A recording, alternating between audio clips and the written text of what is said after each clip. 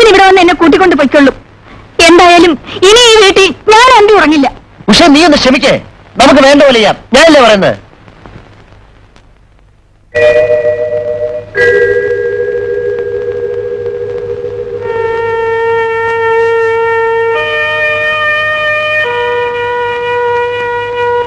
പക്ഷെ നീ ഇങ്ങനെ ഒന്നും കഴിക്കാൻ കയറുന്നല്ലോ. നിങ്ങൾക്ക് വെച്ചിട്ടുണ്ടെങ്കിൽ നിങ്ങൾ കഴിച്ചോളൂ, വേണ്ടെന്ന് ഞാൻ പറഞ്ഞു. അങ്ങനെ ഞാൻ ഒറ്റയ്ക്ക് ആഹാരം കഴിക്കുന്നു നീ കരുതുന്നുണ്ടോ? എങ്കിലിനി നിങ്ങളുടെ ചേട്ടത്തിയമ്മയുടെ കൈകൊണ്ട് വെച്ചത് യാതൊന്നും ഞാൻ കഴിക്കില്ല. പട്ടണി ഇറന്ന് ചത്താലും കഴിക്കില്ല. അങ്ങനെയാണെങ്കിൽ നീ ഒരു കാര്യം ചെയ്യും, അടുക്കള അവർക്ക് മാത്രം ഉള്ളതല്ലോ, നമുക്ക് ആവശ്യപ്പെട്ടതാ.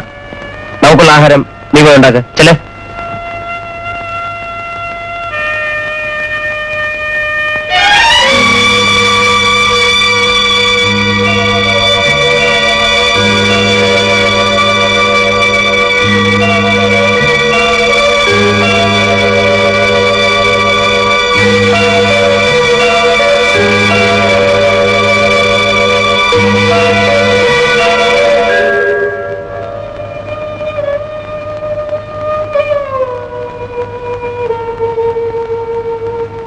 എത്ര നേരം എന്നും പറഞ്ഞ് എങ്ങനെ ഇരിക്കുക? വിശക്കുന്നില്ലേ? ഇത്ര പെട്ടെന്ന് നമ്മളെ അവർ മറന്നു കളഞ്ഞോ ലക്ഷ്മി? രണ്ടുപേരും കൂടിയാണ് എന്നും ആഹാരം കൊണ്ടുവന്നിരുന്നത്. ഇന്ന് ആരും കൊണ്ടുവന്നില്ല. പോട്ടെ, സാരമില്ല. അവരെ കല്യാണം കഴിച്ചുകൊണ്ട് വരുന്നതിന് മുമ്പും നമ്മൾ ആഹാരം കഴിച്ച് ജീവിച്ചില്ലേ? ഞാനൊന്ന് നോക്കിയിട്ട് വരാം.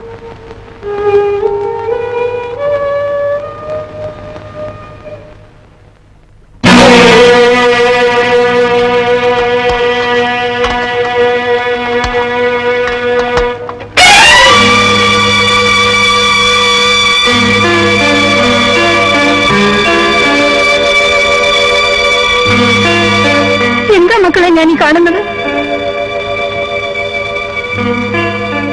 ഈ അടുക്കളയിൽ 2 കലത്തിൽ അരി വെക്കുന്നോ? എനിക്കും എന്റെ ഭർത്താവിനുള്ള ആഹാരം ഞാൻ ഉണ്ടാക്കിക്കൊള്ളാം. മറ്റുള്ളവരുടെ കാര്യം അന്വേഷിക്കേണ്ട ചുമതല എനിക്കില്ല. ഓഹോ, കാര്യങ്ങൾ ഇതുവരെ നിങ്ങൾ കൊണ്ടെത്തിച്ചു അല്ലേ?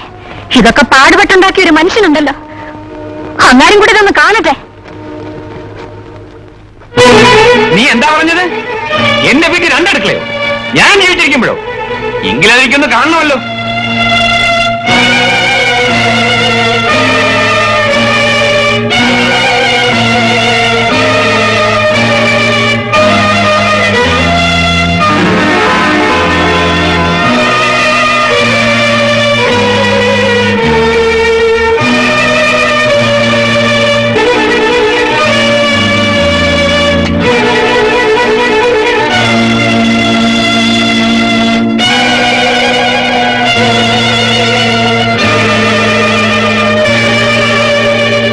ഈ കലത്തിലെന്താ? ചോറ്. അതിലോ? ചോറ്. പെഴുത്തോളൂ. എന്റെ വീട്ടിൽ നിന്ന് 2 കലമാക്കിയോ? ഒന്നുകളെയല്ലാത്ത ഞാൻ.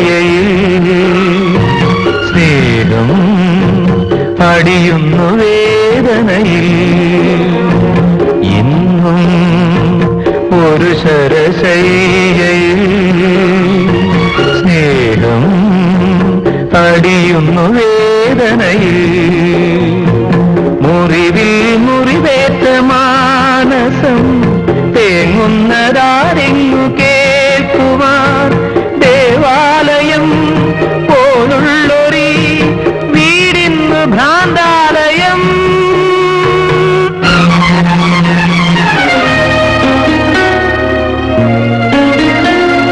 ശാപമോ ഈ ഭവനം വാഴുന്നു ദീപമോ ഇവിടെ പൊലിയുന്നു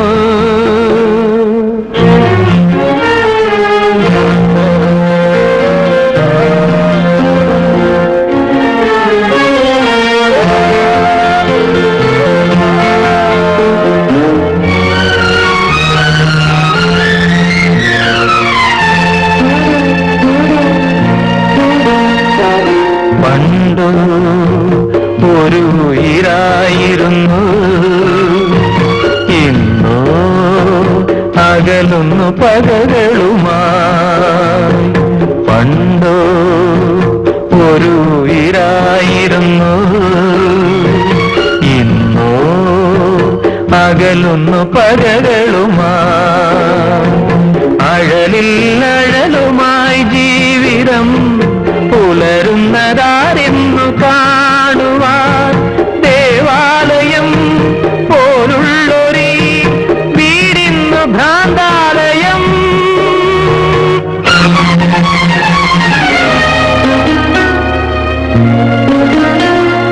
ശാപമോ ഈ ഭവനം വാഴുന്നു ദീപമോ ഇവിടെ പൊലിയുന്നു ഒന്നായി കഴിഞ്ഞ സോദര തമ്മിൽ പൊരുതും നേരം ശാപമോ ഈ ഭവനം വാഴുന്നു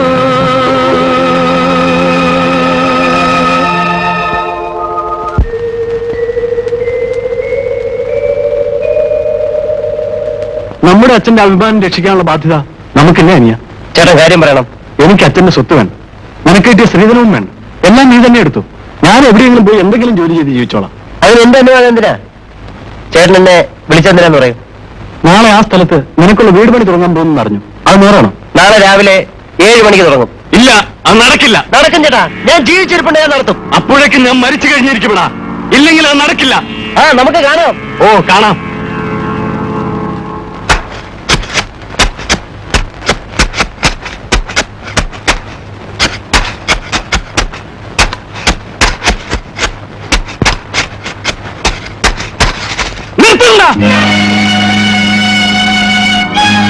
ജീവൻ വേണമെങ്കിൽ എല്ലാം സ്ഥലം വിട്ടോണം. ഇവിടെ പുരമണിയെ ഞാൻ സമ്മതിക്കില്ല. അതുപോലെ താനാരാ? ഞാൻ ആയിരുന്നു നാണം കെട്ട നാറി. ഞാൻ എന്റെ അച്ഛന്റെ മകൻ. ഞാൻ ജീവനോടെ ഇരിക്കുമ്പോ ഇവിടെ പുരമണി നടക്കില്ല. എങ്കിൽ അത് തന്നെ വേണം. നിങ്ങൾ ജോലി വേണം, ബാക്കിയാണ് ഞാൻ ഏറ്റു. വഴക്കിനും വയ്യാവേലിക്കും ഞങ്ങളില്ല സാറേ. വരുന്നേടാ.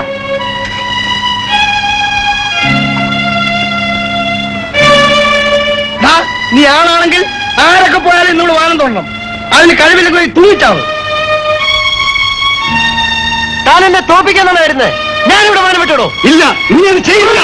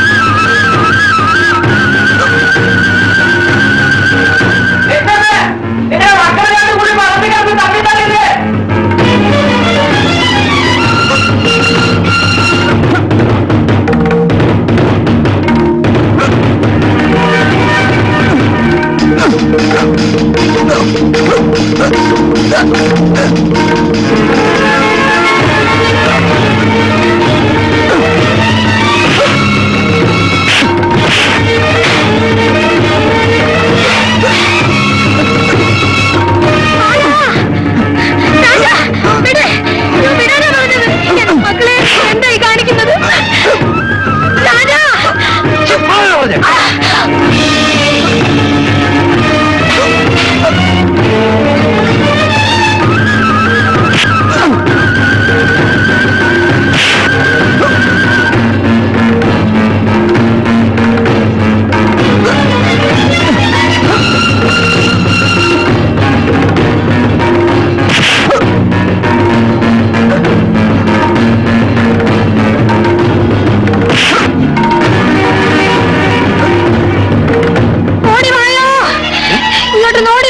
എന്താടി മക്കളിതേ അവിടെ കിടന്ന് തമ്മി തല്ലുന്നു.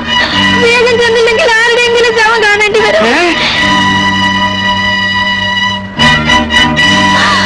അയ്യോ വേണ്ട, അയ്യോ, വേണ്ട.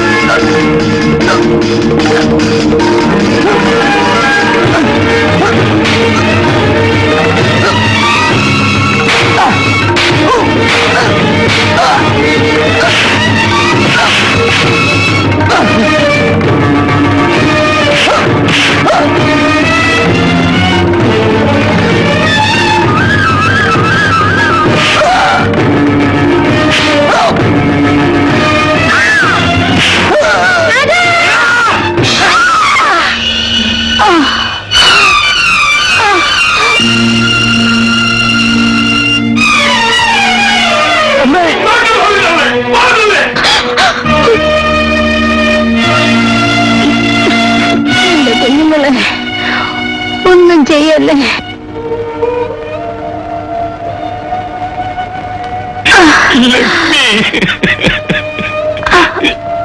കരയരുത്. സ്നേഹവും എന്തോ നിലനിൽക്കണമെങ്കിൽ വീതം വെച്ച് കൊടുത്തിട്ട്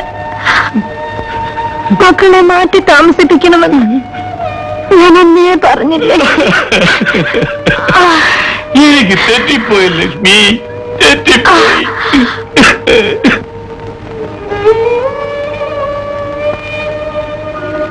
മക്കളെ